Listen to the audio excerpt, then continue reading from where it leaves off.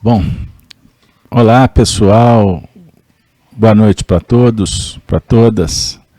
É com muita alegria, coração palpitante, emoções por estar com vocês, revendo amigos, tendo a oportunidade de ser acolhido pelos mentores espirituais desse projeto Luz. É para a gente uma oportunidade de recordar de experiências vividas junto com essa família. Portanto, que o nosso momento possa ser marcante, que todos possamos aprender mais um pouco para servirmos cada vez melhor. Então eu agradeço a toda a coordenação da casa por nos confiar essa tarefa que reputo como de muito valor e que eu espero honrar. E ser instrumento com simplicidade para que a voz dos espíritos possam ecoar nos corações. Então, muito obrigado. Pois bem, o tema é muito bom, muito gostoso, é palatável, é muito agradável a gente poder falar do Evangelho, à luz da doutrina espírita. Por que Jesus falava por parábolas? Eis o nosso desafio. Nós gostaríamos de iniciar o nosso bate-papo lembrando do capítulo 18, vejam bem, hein? Capítulo 18 do Evangelho segundo o Espiritismo. Você se recorda qual que é o título? Vamos juntos? Pois bem, muitos os chamados, poucos os escolhidos. É verdade. Então estamos sendo convidados nesse momento. E convidado para a parábola do festim de bodas. Foi Kardec quem disponibilizou para a gente. E o objetivo foi fazer um convite para todos nós para adentrarmos um novo momento. Fazer uma ressignificação de quem somos, do lugar que ocupamos e para onde vamos. Jesus envia os mensageiros através dos tempos, inauguraram escolas filosóficas, religiões. A revelação foi gradativamente se espalhando pelo mundo. E quando Jesus vem em pessoa, encarnado aqui uma vez, ele veio dar testemunho da verdade. É uma das expressões que encontramos no Evangelho. E o testemunho da verdade é operacionalizar exatamente nos princípios que norteiam a evolução dos seres, adequando os conteúdos, aprimorando os conceitos, num diálogo que ele estabelece com ele mesmo, com o Pai e com a humanidade. E aí a gente pode se recordar, quando ele mesmo dissera, eu não vim de mim mesmo, mas eu vim daquele que me enviou, fazer-lhe a vontade. O Pai que está nos céus. O Espiritismo nos apresenta o Criador. Uma análise extraordinária. Principalmente quando Kardec traz para a gente elementos no que remonta à providência divina, porque estudar Deus é impossível. Não é o objetivo do Espiritismo. Sim, estudar a obra principal, que é de responsabilidade sua e minha, é a nossa própria obra. Pois somos filhos, somos frutos da obra divina. Mas a partir do momento que nos descobrimos, passa a ser de suma importância participar desse processo. E para sermos vitoriosos, realizar aquela tarefa que nos compete. Conhecer a si mesmo, dominar a si mesmo, transformar sempre. Então Kardec traz essa parábola das bodas, e eu estou abrindo a minha singela fala, inspirado que que me coloco naquela condição de um viajor, que procura sempre lembrar das palavras do professor, a saber, Kardec, o apóstolo da verdade, escolhido como precursor dos novos tempos. E Kardec, quando oferece esse diálogo sobre os chamados e escolhidos, trazendo a parábola do festim de bodas, essa parábola ela sugere uma festa que vai ser celebrada por quem? Pelo rei, no seu reinado, festim de bodas, a bodas do seu filho. O filho vai casar. Olha que beleza. Tem que comemorar, não é verdade? E, na verdade, Jesus conta essa história, pois, inclusive, na festa, muitos seriam convidados, chamados para banquetear, para alimentar, para contemplar aquele cenário maravilhoso. E é interessante, pois Kardec interpreta essa passagem quando Jesus compara o reino dos céus a essa festa. Olha que interessante. A transcendência, a evolução espiritual é comparada a essa celebração. Então nós temos aqui personagens importantes que estão dentro da gente e que nós temos que comemorar quando descobrimos. O pai, o filho, os convidados, a festa, o casamento, são oportunidades singelas que transcendem pela sua beleza, pela sua poesia, pela sua arte. Então Kardec tem uma frase que eu fiz essa abertura, pois eu acho ela muito importante em todo cenário evangélico cristão, em todo estudo doutrinário. Jesus compara o reino dos céus, onde tudo é alegria e ventura a um festim. Então essa é a comparação que Kardec faz questão de dizer. Ventura, alegria. Então o encontro do evangelho é celebração. Mas não é o evangelho das tradições, do culto, da formatação, da prática religiosa. Embora tenha o seu valor. Mas é o mergulho para descobrir esse reino que está dentro da gente. Pois nós não nos conhecemos. Portanto, não sabemos nem esquadrinhar, mapear essa terra interna, a terra do coração. Então Jesus diz assim, vamos lá? Aí ele convida a família Célia Xavier, a família da nossa casa espírita. Ele convida o movimento espírita, mas ele convida a todos. Ele convida a todos. Misericórdia, providência, disponibilidade. Agora, a parábola também vai dizer que alguns não aceitam o convite. Outros não se colocam naquela condição de preparar para participar da festa. Aí vem aquele diálogo com a veste nupcial. Estão lembrados? Pois bem. Então nós temos toda uma engrenagem evolutiva para estudar.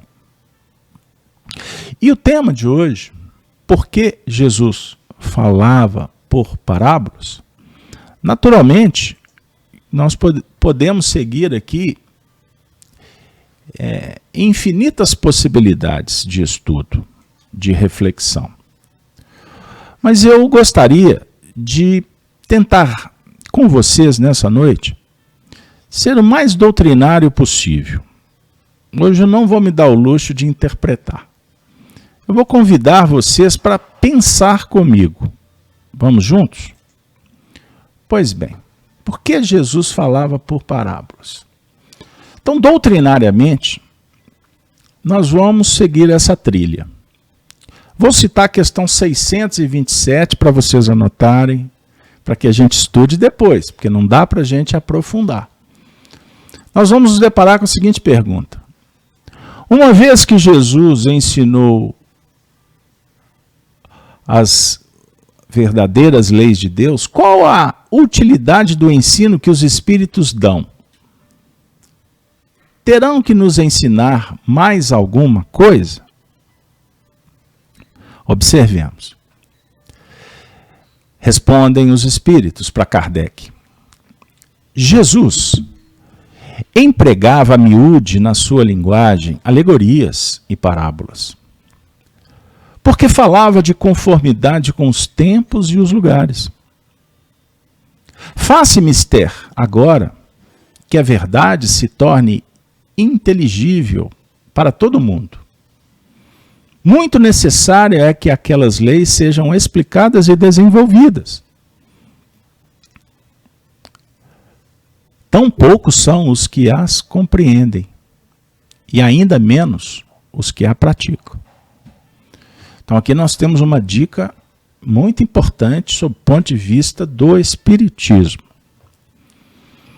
Cabe a essa doutrina revelar a sua teoria, que é baseada na do Cristo, teoria moral espírita, é cristã.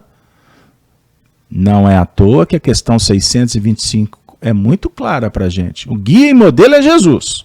Não existe moral mais perfeita. Então, o Espiritismo nos oferece elementos na atualidade para estudarmos o que Jesus disse numa linguagem alegórica, parabólica, atemporal. E aí, não estava no script, mas eu puxo na memória para vocês um elemento que nós no Espiritismo estudamos bastante.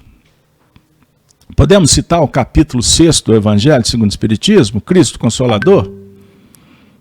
Pois bem, então o Espiritismo é o Consolador prometido, é o Paracleto.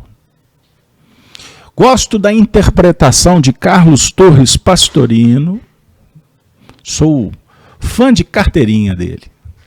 Emmanuel e Carlos Torres Pastorino, excepcionais para nos ajudar a interpretar o Evangelho. E Pastorino, quando vai tratar do tema do Consolador, ele vai lá no grego e traz a palavra paracleto.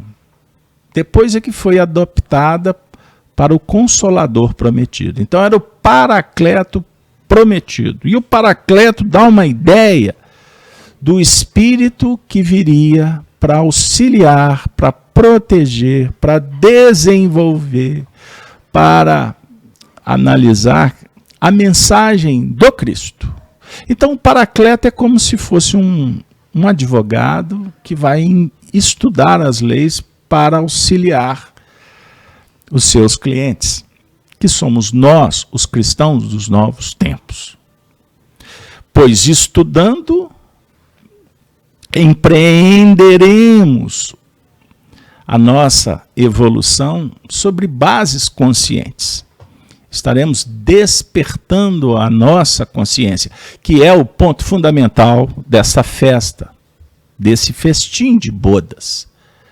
Porque do casamento vamos gerar filhos, novos pensamentos, novos sentimentos, novo homem, filho do homem, expressão usada por Jesus em várias passagens, inclusive fazendo alusão ao próprio Antigo Testamento, quando os profetas anunciavam a chegada do Filho do Homem, que até hoje muitos teólogos levam no pé da letra, e é uma proposta metafórica. Jesus é o fruto, ele é o futuro da humanidade. Então os Espíritos continuam nessa resposta dizendo que a nossa missão consiste em abrir os olhos e os ouvidos a todos, confundindo os orgulhosos e desmascarando os hipócritas, os que se vestem a capa de virtude e da religião, a fim de ocultarem suas torpezas. o ensino dos Espíritos terá que ser claro e sem equívocos, para que ninguém possa pretextar ignorância e para que todos o possam julgar e apreciar com a razão. Olha que beleza, pessoal, estamos incumbidos de preparar o reino do bem que Jesus anunciou. Daí a necessidade de que a ninguém seja possível interpretar a lei de Deus ao sabor de suas paixões, nem falsear o sentido de uma lei toda de amor, de caridade. Que beleza! Isso é extraordinário. Nos encanta. E observamos que tarefa gigante dos Espíritos. E passa agora a ser também de nossa responsabilidade. Uma vez que estamos recebendo do mundo espiritual, vejam bem, isso é fundamental refletirmos, uma chave para interpretar símbolo. Eu vou na filosofia histórica, antiga, clássica, e trazer uma reflexão. Que as revelações que foram trazidas para o mundo, em todos os tempos, em todos os lugares, sem privilégios. Mas nós podemos, por exemplo, fazer uma viagem ao Egito Antigo, caracterizado por uma religião cheia de símbolos. Aí nós vamos chegar na seguinte conclusão, que o símbolo, o objetivo dele é guardar uma ideia, guardar uma proposta. Qual o objetivo?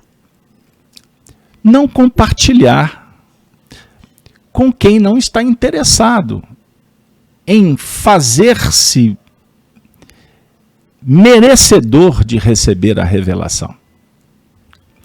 Aí nas tradições egípcias nós vamos lembrar dos iniciados, ou do processo de iniciação, que era complexo, perdia-se até encarnação para se chegar lá na ponta. Ou seja, provar virtude, coragem, capacidade para ir recebendo aqueles toques, aquelas dicas fundamentais para se conhecer a lei divina, que está esculpida onde? Na sua consciência. Olha que beleza. Então vamos viajar no tempo, pois os sacerdotes da antiguidade tinham conhecimento sobre isso. Mas os homens, nós preferimos nos enganar, adotar sistemas egóicos, implementar atitudes complexas que nos matriculam ainda naquele terreno que era para a gente vencer, que são as experiências voltadas para o corpo. Como que os animais evoluem? Só para lembrar, naquele circuito de prazer e dor, desejo e medo. Então, psicologicamente, nós nos movimentamos até o século XXI nesses territórios.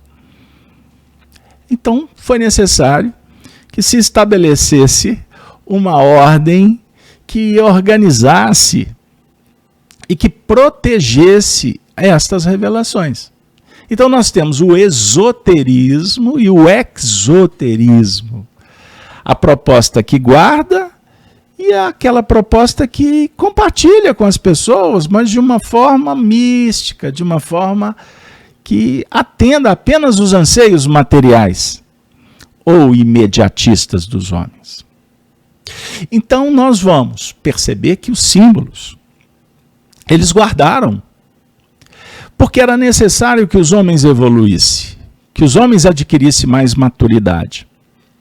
Tanto que agora, obrigatoriamente, nós temos que trazer a citação do capítulo 14 do Evangelho de João, quando o próprio Cristo, despedindo dos discípulos, na ceia, lava pés. Estão lembrados do capítulo 13 de João? Eu já estou no 14. E ele vai falar para a alma que está interessada em compreender o símbolo. E que, naturalmente, por sermos humanos, temos fragilidades. E ele disse, primeiro versículo, vamos buscar da memória? Não se turbe o vosso coração. Credes em Deus, credes também em mim. Na casa de meu pai há muitas moradas, se não fosse assim, eu vou teria dito, vou preparar-vos o lugar. Ou melhor, desculpem, não é o lugar. Vou preparar-vos lugar. E como ele prepara lugar? Ele vai lá na frente, ele talha a madeira para você, ele vai semear o trigo, ele vai arrumar a casinha para ti, aquela morada lá no... Não. Não é nesse sentido.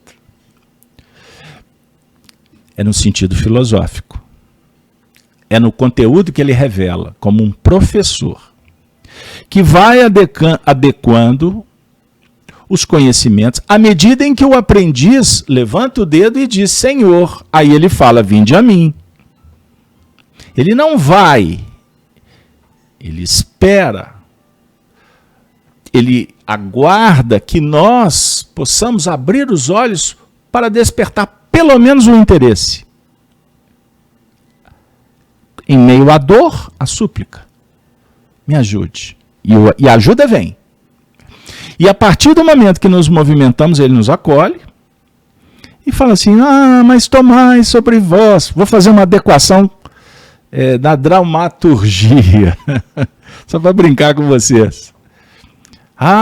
Mas tomai sobre vós. Eu estou lá no capítulo, desculpa, eu não citei, 11 de Mateus, no versículo 28 em diante. Vinde a mim todos vós que estáis cansados. No capítulo 14 de João, ele falou, não se turbe o vosso coração, vou preparar-vos o lugar. E depois que preparar o lugar, enviarei o Paracleto, o Espírito Verdade, ou o Espírito Santo. Isso não tem problema, não vai alterar a cotação do dólar, do euro. Perceberam? Não altera. Porque a essência é a mesma. Não se turbe o vosso coração, caminhe ereto, com um objetivo bem definido, pautado nas suas crenças, nos seus valores, nas virtudes, em busca da sabedoria, que vai naturalmente te chamar para fazer revisão dos valores o tempo todo. Mas quando sofrerdes,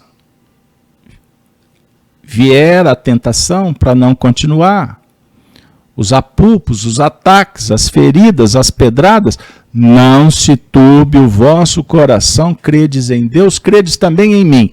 Aí ele vai lá na frente e fala assim, credes em mim porque eu vou provar para vocês que é assim que se vence. Ele deu a vida. E antes ele prometeu que ele ia voltar para dizer que o reino de Deus continua, porque a vida é uma só. Não, Casalberto, e a reencarnação? Não, eu não estou dialogando com reencarnação. Reencarnação é lei natural. Ele falou isso para Nicodemos. Como é nascer de novo, um velho. Ou, você é doutor de Israel. Se eu vos falo das coisas da terra, o que é coisa da terra? Reencarnação. Desencarnação. Coisa da terra, é lei natural. Você aceitando ou não, reencarna e desencarna e torna a nascer. Se vos falam das coisas da terra, você não entende, como é que você vai entender se eu vos falar das coisas dos céus? Se eu for dialogar contigo sobre os mecanismos do psiquismo, como é que eu vou explicar para você a teoria que Allan Kardec vai explicar no futuro? Você sabe qual é a teoria moral espírita? É lógico, você é um estudioso do Célia Xavier. Qual é a teoria moral espírita? Pensa, vamos junto? Qual é a teoria moral espírita? Pois bem, então a teoria moral espírita é a teoria da evolução e do progresso. Essa é a teoria moral. Simples e ignorantes, sem responsabilidade. Livro dos Espíritos, pesquisem. As primeiras encarnações, até as centésimas reencarnações, o espírito não tem responsabilidade, não. Ele está descobrindo. Os espíritos superiores afirmam que o grau de responsabilidade é nulo. Expressão do Livro dos Espíritos. Nulidade moral. Metaforicamente, Paulo de Tarso falou também por parábolas. Quando disse, lá em Romanos, quando eu não sei, o que eu faço é lei. E depois eu vou trabalhar com essa lei. Então a teoria moral espírita é que nós vamos desenvolvendo a inteligência, as faculdades, imaginação, razão, crítica. Nós vamos desenvolvendo essas faculdades. Criação. Vontade. Desenvolvemos o livre-arbítrio. Na escolha, vida responde. Olha que beleza. Escolha e resposta. Você escolhe, você tem um preço que você paga. Esse é o preço. Você não vai pagar a conta amanhã. Essa expressão muito repetida no Evangelho segundo o Espiritismo, por sinal, é uma expressão que é figurada. Porque não existe uma conta, uma caderneta, uma contabilidade que débito e crédito não funciona assim. À medida em que nós vamos desenvolvendo a nossa capacidade de escolher pelas respostas, pelo aprendizado empírico do dia a dia, sob o ponto de vista das influências que recebemos do mundo externo, de encarnados e desencarnados, nós vamos construindo o nosso caráter, nós vamos estruturando nossa casa mental. E quando eu descubro que, por exemplo, a escolha não foi a melhor, a providência divina se revela nos dando outras oportunidades para ressignificar, para aprender. E, quando necessário, reparar. Reparar os danos que nós causamos para nós mesmos. Que em determinados momentos se tornam também problemas que imputamos na evolução dos outros. Então, por uma questão de responsabilidade moral, e isso se adquire com o tempo, nós vamos nos sentindo corresponsáveis também pela evolução daqueles que amamos. Então, o Espiritismo, metaforicamente, vem tirar o véu. Por isso que Kardec revela o Espiritismo, ensina que o Espiritismo é uma filosofia moral que objetiva o estudo metodológico da psicologia do espírito como uma alma encarnada que é chamada para operar na própria evolução, adquirindo méritos. E olha que beleza. Isso é fantástico. E quando nós descobrimos que há injunções complexas na nossa intimidade, a dor moral é um grande desafio que precisamos estudar para vencer, para superar. Então, expiação, tão à moda antiga espírita, que está sendo ressignificada nos novos dias, expiação é tirar de dentro, é pôr para fora o que precisa de ser analisado e aprimorado. Ah, Carlos Alberto, e as reencarnações expiatórias? São reencarnações, são projetos de vida que o espírito, tomando consciência do que fez e do preço que teve que pagar, ele se responsabiliza num fator extraordinário chamado ato do dever moral, que é a mola impulsionadora para a evolução do espírito no despertar da sua consciência. Olha que beleza, pergunto para vocês, não temos que comemorar? Então o Espiritismo é uma chave que foi oferecida sobre a coordenação de Jesus para a humanidade, para que a gente compreenda a beleza dessa festa, desse banquete espiritual. E diga-se de passagem, toda festa que tem o banquete, o evangelho é tão pródigo, porque é a festa do amor. Olha que beleza no texto que eu li, a questão 627. Vejam bem, a lei de Deus ao sabor de suas paixões. Não, nem falsear o sentido de uma lei toda de amor e de caridade. Então a lei de amor e caridade é a lei divina. E que quando intercambiamos, quando associamos, quando nos harmonizamos com essa lei divina, que está esculpida dentro de você, a vida se torna um oásis de bênçãos. E as dificuldades passam a ser analisadas como medida de evolução. Anota essa frase, porque ela cala fundo nos nossos corações. O problema deixa de ser karma oriental, pagamento de conta. Não, não. O problema é medida. É a medida de consciência e de limite.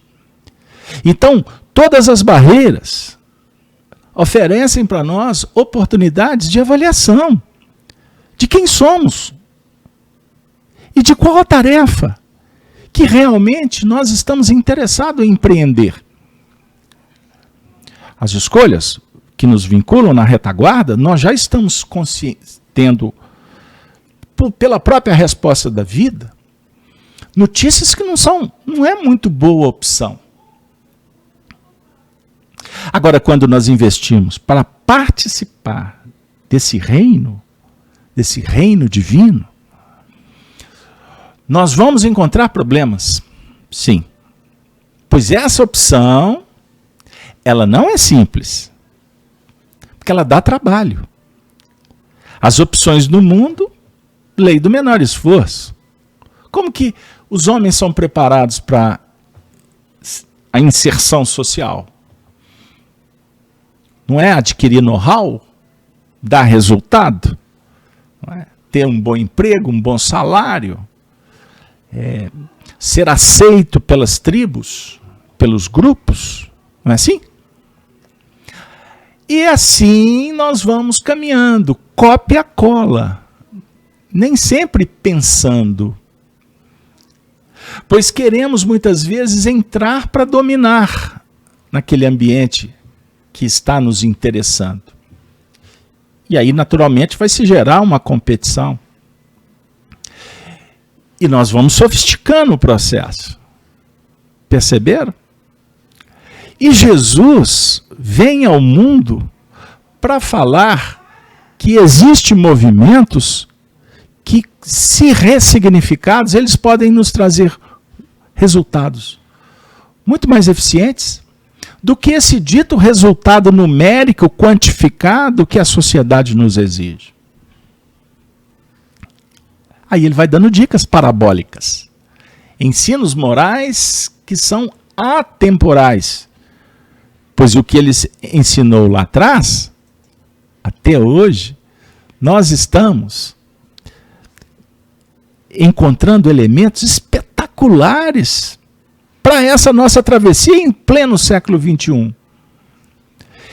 Então, lá naquele período, e agora, se vocês me permitem, o tempo é corrido, mas dá para a gente falar rapidinho.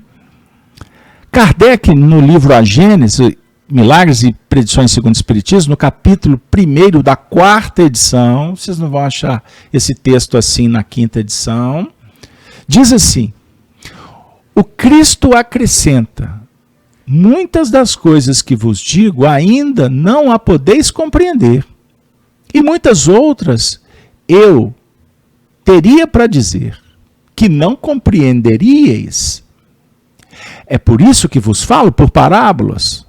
Mais tarde, porém, eu vos enviarei o Consolador, o Espírito de verdade, que restabelecerá todas as coisas e as explicará a vós. Opa, então aqui tem uma dica. Vai restabelecer. Se você abrir, vamos juntos abrirmos o Evangelho segundo o Espiritismo, no capítulo 1, eu não vim destruir a lei. Kardec traz um tratado extraordinário que os homens interpretaram equivocadamente a mensagem do Cristo, e em alguns casos a corromperam, a prostituíram. É verdade. Usamos a mensagem para dar o colorido aos nossos interesses imediatistas. Kardec continua dizendo nesse texto: se o Cristo não disse tudo o que poderia ter dito, é porque achou necessário deixar certas verdades na penumbra, até que os homens estivessem em estado de compreendê-las. Portanto, conforme suas palavras, seu ensino era incompleto, uma vez que anunciava a vinda daquele que devia completá-la.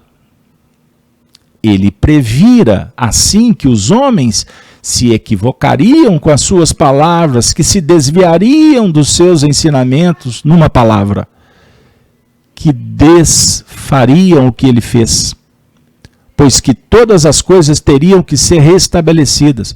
Ora, só se restabelece aquilo que foi desfeito. Pergunto para vocês: desfizemos ou não? Deturpamos ou não? Então, quando nós trouxemos rapidamente a teoria espírita, a teoria moral espírita, que baseia-se no desenvolvimento do livre-arbítrio, das respostas do aprendizado, da evolução e do progresso, uma dica para vocês, hein? É que eu estou estudando com um grupo muito atento. Existe uma diferença entre evolução e progresso. Evoluir é mudar de estado. Uma doença evolui. O restabelecimento evolui. Um crime evolui. Agora, o progresso é um diálogo sobre o ponto de vista do aprimoramento, e o que nos importa em espiritismo é o progresso moral e intelectual. Pois bem, amigos, então nós estamos diante de um cenário extraordinário que merece comemoração. Por exemplo, Jesus fala: bem-aventurados os que têm puro coração. Nessa passagem, por exemplo, citação de Marcos 10, 13 a 16, todos nós vamos relembrar da apresentação das crianças. Apresentaram-lhe então algumas crianças a fim de que ele as tocasse, e como seus discípulos afastassem com palavras ásperas os que lhes apresentavam. Jesus, vendo isso, zangou-se, que na verdade é posicionou-se, não é? Porque Jesus, a gente tem que ler com filtro. Lhes disse: deixai que venham a mim as criancinhas e não a impeçais. Porquanto o reino dos céus é para os que se lhes assemelham. Olha que beleza, pessoal. Aí Kardec vem dizer para a gente agora, está no item 18 do capítulo 8º do Evangelho: a pureza do coração é inseparável da simplicidade e da humildade. Excluir toda a ideia de egoísmo e de orgulho. Por isso é que Jesus toma a infância como emblema dessa pureza, do mesmo modo que a tomou como o da humildade. Olha que requinte! Jesus traz a criança para nos dar como uma figura de linguagem extraordinária, porque é uma figura que toca coração dos pais, de qualquer ser humano que está dando uma boa resposta para a natureza. Sensibilizar-se com uma criança. Ele não está se referindo à criança espírito reencarnado. Não. Ele está falando da criança simbolizando pureza de coração. Pergunto para você: qual a vantagem que nós que envelhecemos estamos obtendo de ter ficado bobo e perdido a pureza da alma? Porque a gente cresce, se emburrece e não se candidata a viver experiências que as crianças fazem com a maior naturalidade. Então, o mergulho na intimidade, sob o ponto de vista do Evangelho, do reino dos céus, é um ato moral. É uma procura transcendente. É um mergulho sublimado a águas lustrais da bondade, da simplicidade, deixando pelo caminho as capas, as personas, esses interesses imediatistas, e sentindo o pulsar da vida. Eu costumo dizer, quando você está diante de uma cachoeira, na praia, naquele cenário maravilhoso, ou em meio às flores, os jardins, as florestas, do alto da montanha, somos mineiros, olha que beleza. Você intelectualiza o mar, a floresta, a montanha, o ar, você fica medindo, raciocinando, olha, podia ter... Não. A gente sente. A gente curte. Posso usar uma linguagem jovial? Ah, que barato! É o intercâmbio do filho com o pai, com a luz. Que, na verdade, o cenário lá de fora, ele nos encanta, porque nós estamos nos permitindo sentirmos como espíritos. Estão vendo como que o assunto vai tomando uma outra dimensão? O Espiritismo nos oferece mensagens, textos. É uma doutrina extraordinária que Kardec fala na introdução do Livro dos Espíritos, que não pode ser aprendida a toque de caixa. Porque senão, vocês sabem que o item 20º, que consta na primeira edição do livro A Gênese, até a 4ª edição, não consta na 5ª edição, foi retirada o item 20º, que nos alerta quanto ao perigo do espiritismo ridículo, do espiritismo místico, do espiritismo ao sabor do sobrenatural. Se não tem explicação, transfere tudo para o mundo. Não, esse espiritismo não é o espiritismo que o estudioso, o filósofo, o amante da sabedoria vai se deparar. É um espiritismo que não nos interessa sob o ponto de vista daquela intelectualidade que nos afasta, que nos segrega, que nos impede. Não, não. É um espiritismo que traz Jesus para perto, que as palavras dele vão dialogar com o seu coração, com sua alma. É o espiritismo que nos encanta pela oração, mas pela ação, pela psicologia, não da autoajuda, mas do ato ajuda, porque a caridade é que ajuda, a caridade para conosco, para com o próximo, benevolência, indulgência e perdão. Por isso os espíritos nos embalam no colo, como uma mãe carinhosa, dadivosa, e que se expressa como estas palavras de João Evangelista, contida no Evangelho, capítulo 8º, item 18. Meus bem-amados, são chegados os tempos em que, explicados, os erros se tornarão verdades. Ensinar-vos-emos o sentido exato das parábolas e vos mostraremos a forte correlação que existe entre o que foi e o que é. Digo-vos, em verdade, a manifestação espírita avulta no horizonte. E aqui está o seu enviado, que vai resplandecer como o sol no cume dos montes. João Evangelista. E você, que é mineiro, você que está fora de BH, das Minas, venha ser mineiro, pelo menos um pouquinho comigo. Vamos subir as montanhas. Vamos procurar minério. Vamos buscar ouro, como os mineradores dessa tradição bendita. Mas qual ouro que nos interessa? O ouro do Evangelho. A boa nova. O metal nobre? Não. A virtude que enobrece.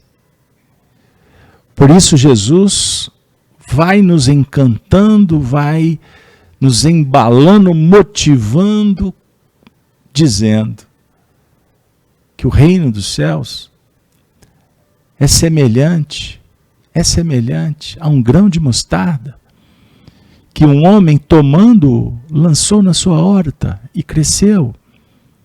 E fez-se grande árvore, e em seus ramos aninharam as aves do céu. A semente, a menor das sementes. Ah, pessoal, é a semente que vai desenvolvendo na nossa intimidade. É a filosofia que encanta a ciência, que espiritualiza os princípios. Como Emmanuel vem falar na questão 116 do Consolador. Que beleza! O Espírito como árvore. O Espírito que foi semente.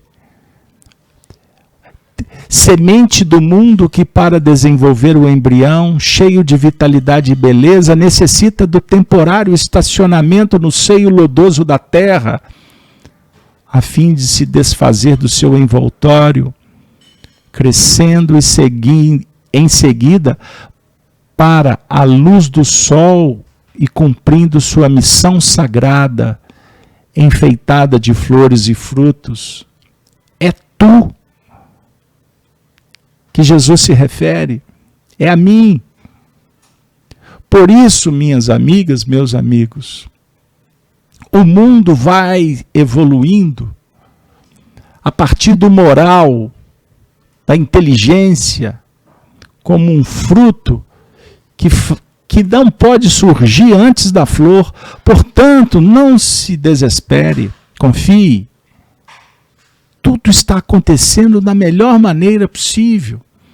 A semente vai frutificar. Nós vamos encontrar expressões extraordinárias, mas o meu tempo está findando e eu gostaria de trazer Emmanuel, numa página belíssima intitulada Enxertia Divina, refletindo em torno desta semente que somos nós, que estamos em processo de desenvolvimento como uma planta espiritual. Emmanuel diz assim: toda criatura em verdade é uma planta espiritual, objeto de minucioso cuidado por parte do divino semeador. Cada homem, qual ocorre ao vegetal, apresenta diferenciados períodos na existência: sementeira, germinação, adubação, desenvolvimento, utilidade, florescência, frutificação, colheita. Nas vésperas do fruto, desvela-se o pomicultor com mais carinho pelo aprimoramento da árvore. É imprescindível haja fartura e proveito. Na luta espiritual, em identidade de circunstância, o Senhor adota iguais normas para conosco. Atingindo o conhecimento, a razão e a experiência, o pomicultor celeste nos confere precioso recurso de enxertia espiritual com vistas à nossa sublimação para a vida eterna. Vejam bem que maravilha.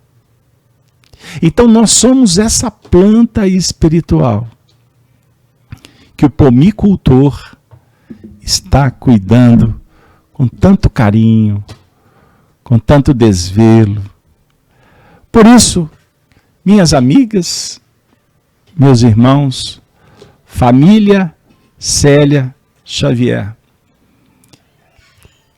somos árvores conscientes agora, que a enxertia do alto que procura-nos através de 1000 modos possa encontrar o nosso coração pronto para receber essas dádivas extraordinárias.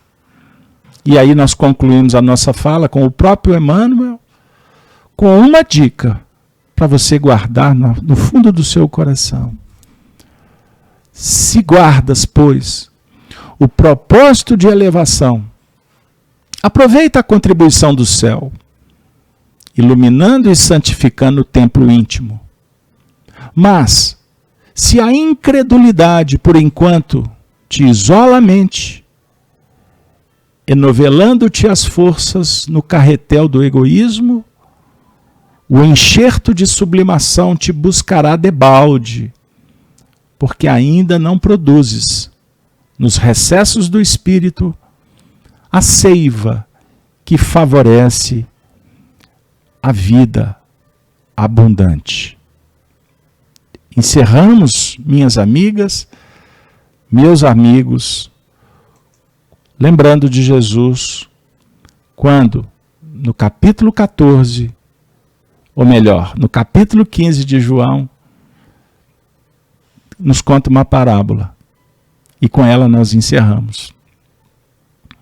Que Deus é o grande pomicultor. Que Ele, Jesus, é a videira. E que nós somos as varas. A vara que não estiver em mim, secará e será lançada no fogo da transformação. Porque ela não terá seiva. E a seiva, simbolicamente, é o amor que lubrifica, que remedia, que alimenta, que encanta, que romantiza, que poetiza. É o amor que nos alimenta, como diz André Luiz no livro Nosso Lar. Na verdade, Laura. E Jesus se proclamou o pão da vida. Que nós possamos, nesse banquete, recebermos esse pão, agora distribuído pela equipe espiritual dessa casa maravilhosa, Célia Xavier. Chegou o momento de nos despedirmos agradecidos de coração e fazemos com a saudação dos cristãos dos primeiros tempos. Ave Cristo, Ave Cristo, Ave Cristo. Os que vão viver para sempre te glorificam e saúdam. Ave, Ave seja Cristo. Boa noite para todos. Muito obrigado.